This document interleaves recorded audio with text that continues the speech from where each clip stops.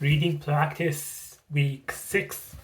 So I've been having a little fever on a couple of days ago, and my voice still hasn't recovered. It seems a little bit husky or doesn't sound well.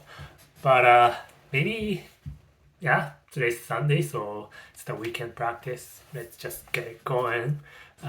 See how it sounds. Might sound uh, the quality might revert back to the week one or worse even. Who knows? But let's see how it comes off. Again, Beyond Good and Evil from Nietzsche, chapter 9, What is Noble? So that's gonna be my reading. Okay, so let's sit up straight on my chair. So that sounds, more from the stomach. That's the skill that I picked up. Oh. Anyway, so verse 257. Every elevation of the type man has hitherto been the work of aristocratic society, and so it will always be a society believing in a long scale of gradations of rank and differences of worth among human beings, and requiring slavery in some form or other.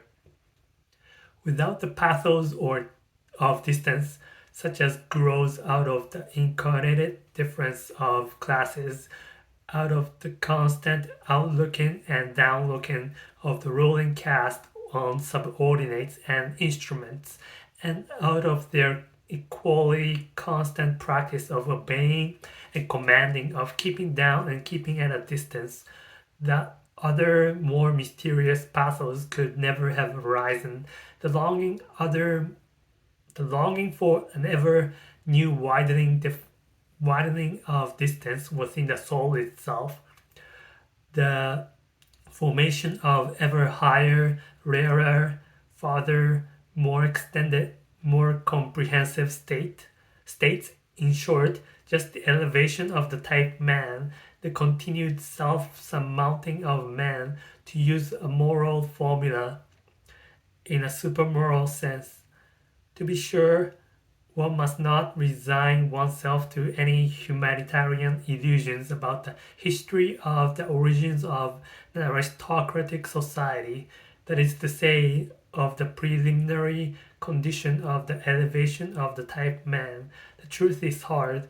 Let us acknowledge unprejudicedly how every higher civilization hitherto has originated.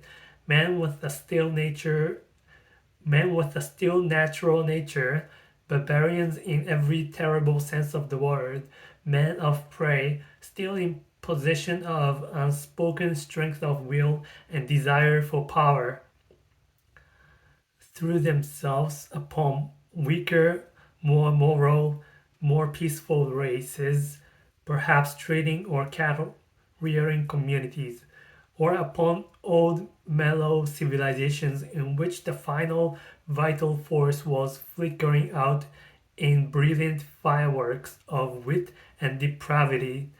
At the commencement, the noble caste was always the barbarian caste.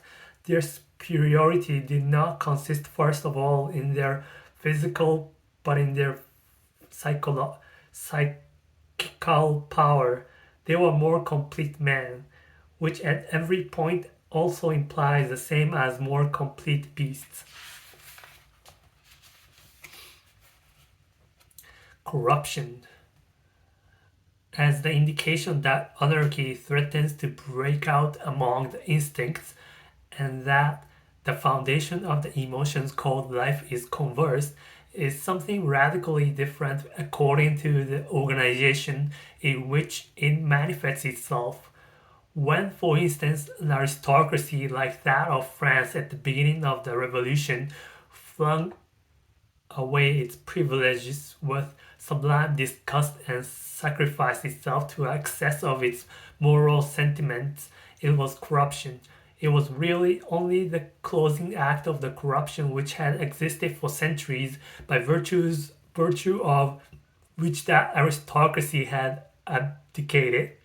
step by step its lordly prerogatives and lowered itself to a function of royalty in the end, even to its decoration and parade dress. The essential thing, however, in a good and healthy aristocracy is that it should not regard itself as a function either of a kingship or the commonwealth, but as the significance and highest justification thereof, that it should therefore accept with a good conscience the sacrifice of a legion of individuals who for its sake must be suppressed and reduced to imperfect man, to slaves and instruments.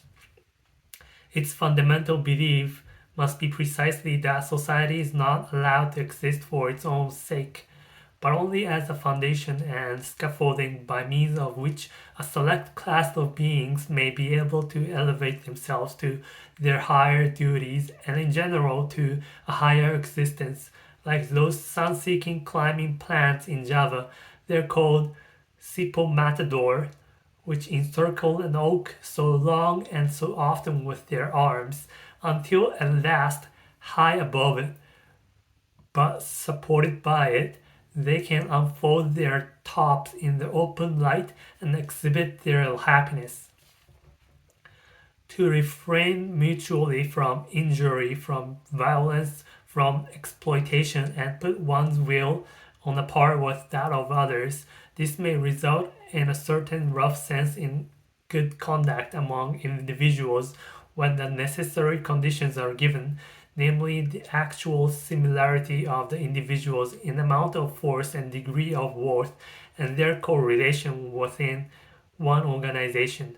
As soon, however, as one wished to take this principle more generally, and if possible, even as the fundamental principle of a society, it would immediately disclose what it really is, namely a will to the denial of life, a principle of dissolution and decay. Here one must think profoundly to the very basis and resist all sentimental weakness. Life itself is essentially appropriation, injury, conquest of the strange and weak, suppression, severity, obstruction of peculiar forms, incorporation, and at the least putting in mildest exploitation. But why should one forever use precisely these words on which for ages a disparaging purpose has been stamped? Even the organization within which, as was previously supposed, the individuals treat each other as equal, it takes place in every healthy aristocracy, must itself, if it be a living and not a dying organization, do all that towards other bodies which the individuals within it refrain from doing to each other. It will have to be the incarnated will to power. It will endeavor to grow, to gain ground, attract to itself, and acquire ascendancy, not owing to any morality or immorality, but because it lives and because life is precisely will to power. On no point, however, is the ordinary consciousness of Europeans more unwilling to be corrected than on this matter. People now rave everywhere, even under the guise of science, about coming conditions of society in which the exploiting character is to be absent. That sounds to my ears as if they promise to invent a mode of life which should refrain from all organic functions. Exploitation does not belong to a depraved or imperfect and primitive society. It belongs to the nature of the living being as a primary organic function. It is a consequence of the intrinsic will to power, which is precisely the will to life. Granting, granting that as a theory this is a novelty, as a reality it is the fundamental fact of all history. Let us be so far honest towards ourselves. In a tour through the many finer and coarser moralities which have hitherto prevailed or still prevail on the earth, I found certain traits recurring regularly together and connected with one another until finally two primary types revealed themselves to me and the radical distinction was brought to light. There is master morality and slave morality. I will at once add, however, that in all higher and mixed civilizations, there are also attempts at the reconciliation of the two moralities. But one finds still oftener that confusion and mutual misunderstandings of them. Indeed, sometimes their close juxtaposition, even in the same man within one soul. The distinctions of moral values have either originated in a ruling caste pleasantly conscious of being different from the ruled, or among the ruled class, the slaves and dependents of all sorts. In the first case, when it is the rulers who determine the conception good, it is the exalted, proud disposition which is regarded as the distinguishing feature, and that which determines the order of rank. The noble type of man separates from himself the beings in whom the opposite of this exalted, proud disposition displays itself. He despises them. Let it at once be noted that in this first kind of morality, the antithesis good and bad means practically the same as noble and despicable. The antithesis good and evil is of different origin. The cowardly, the timid, the insignificant, and those thinking merely of narrow utility are despised. Moreover, also the distrustful with their constrained glances, the self-abasing, the dog-like kind of men who let themselves be abused, the mendicant flatterers, and above all the liars. It is a fundamental belief of all aristocrats that the common people are untruthful. We truthful ones, the nobility in ancient Greece, called themselves. It is obvious that everywhere the designation of moral values were at first applied to man, and were only deprivatively and at later period applied to actions. It is a gross mistake, therefore, when historians of morals start with questions like why have sympathetic action been raised? The noble type of man regards himself as a determiner of values. He does not require to be approved of. He presses the judgment. What is injurious to me is injurious in itself. He knows that it is he himself only who confers honor on things. He is a creator of values. He honors whatever he recognizes in himself. Such morality equals self-gratification in the foreground. There is the feeling of plenitude of power which seeks to overflow, the happiness of high tension, the consciousness of a wealth which would fain give and bestow. The noble man also helps the unfortunate, but not or scarcely out of pity, but rather from an impulse generated by the superabundance of power. The noble man honors in himself the powerful one,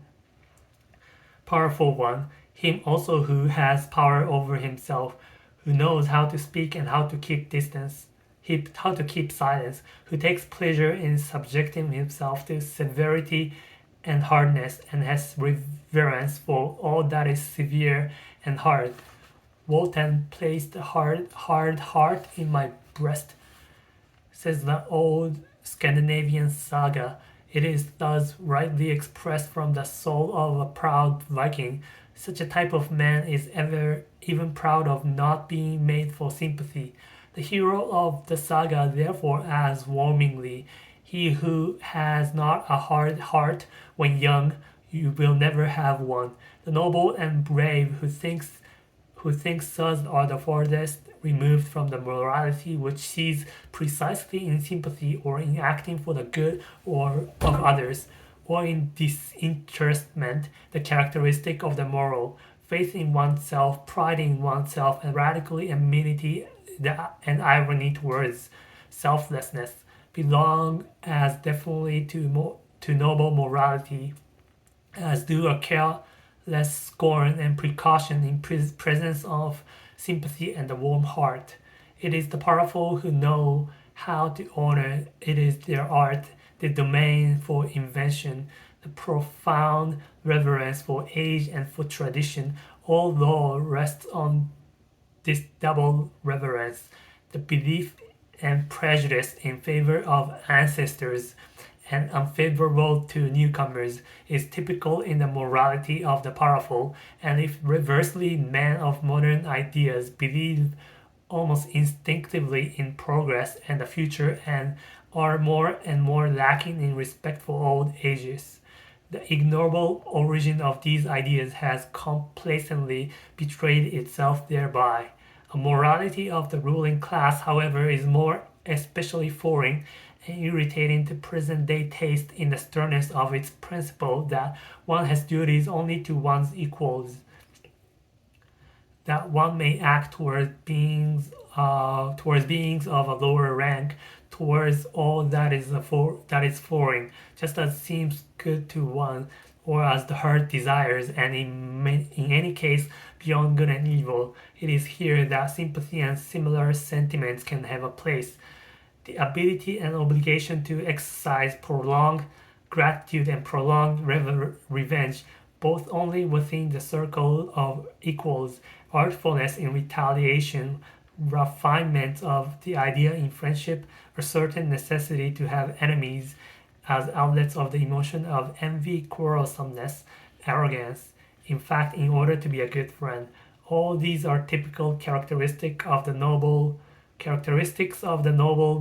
morality, which, as has been pointed out, is not the morality of modern ideas, and is therefore at present difficult to realize and also to unearth and disclose. It is otherwise with the second type of morality, slave morality. Supposing that the abused, the oppressed, the suffering, the unemancipated, the weary, and those uncertain of themselves should moralize. What will be the common element in their moral estimates? Probably a pessimistic suspicion with regard to the entire situation of man will find expression, perhaps a condemnation of man together with his situation. The slave has an unfavorable eye for the virtues of the powerful. He has a skepticism and distrust, a refinement of distrust of everything good that is there ordered. He would fain persuade himself that the very happiness there is not genuine. On the other hand, those qualities which serve to alleviate the existence of sufferers are brought into prominence and flooded with light. It is here that sympathy, the kind helping hand, the warm heart, patience, diligence, humility, and friendliness attain to honor. For here, these are the most useful qualities and almost the only means of supporting the burden of existence. Slave morality is essentially the morality of utility. Here is the seat of the origin of the famous antithesis good and evil. Power and dangerousness are assumed to reside in the evil, a certain dreadfulness, subtlety, and strength which do not admit of being despised.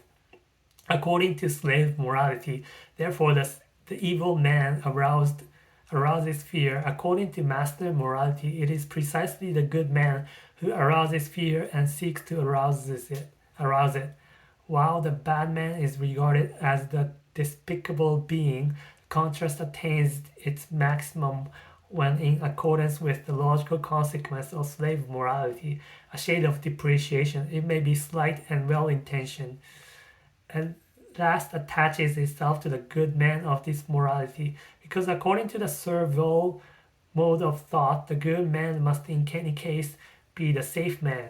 He is good-natured, easily deceived, perhaps a little stupid, Everywhere that slave morality gains the ascendancy, language shows a tendency to approximate the signification of the words good and stupid. And last fundamental difference, the desire for freedom, the instinct for happiness, and the refinement of the feeling of liberty belong as necessarily to slave morality. slave morals and morality as artifice and enthusiasm in reverence and devotions are the regular symptoms of aristocratic mode of thinking and estimating. Hence, we can understand without further detail why love as a passion, it is our European specialty, must absolutely be of noble origin, as is well known. Its invention is due to the Provençal poet Cavaliers, those brilliant, ingenious men of the Guy Sabre, to whom Europe owes so much and almost owes itself. All right, so that was verse 157 to 160. How did it go? So it was good. Um, I'm definitely getting used to talking this section. It's been quite practice so far, maybe 5 or 6 times. Yeah. Well, so how about this? Slave morality is essentially the morality of utility. Utility, as in like, I guess it's more like a shallow. I don't think it's the same as utilitarian. Uh, oh, partially, but like people who want to use others, or uh, people who want to hang out just because they feel lonely or they feel good among them to each other.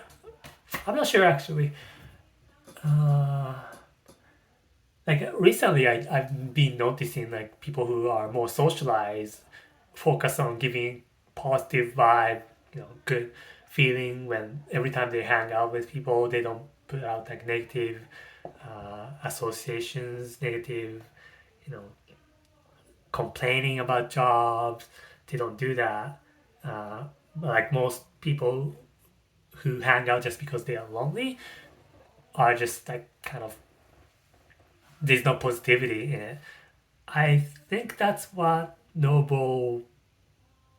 man, no noble man imply. That's what I always thought. Like noble man, they focus on like bringing a positive vibe to the society, to the social setting. Um, in terms of utility, they are both utilitarian. Well, they're not trying to use others, I guess. So that's a good distinction. So if you're lonely, you want to use other people to not feel lonely. But there's no like concern about the other person. But you should be actually, you know, giving something to the other guy or a lady before you take something. And the concept of taker is about being utilitarian. Like they see everything, even humans, as utility. What can they do to me, so that I can advance my goal or I can feel good about myself. That's not how it should go.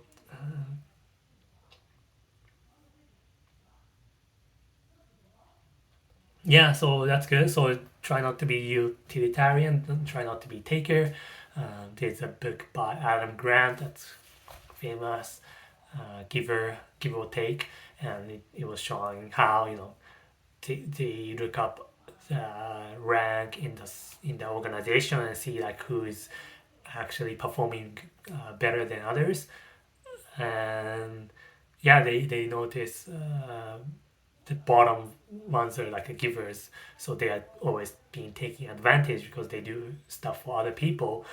And the second one was a taker, and they can be pushy and they know what to ask for, and they always like be demanding. uh,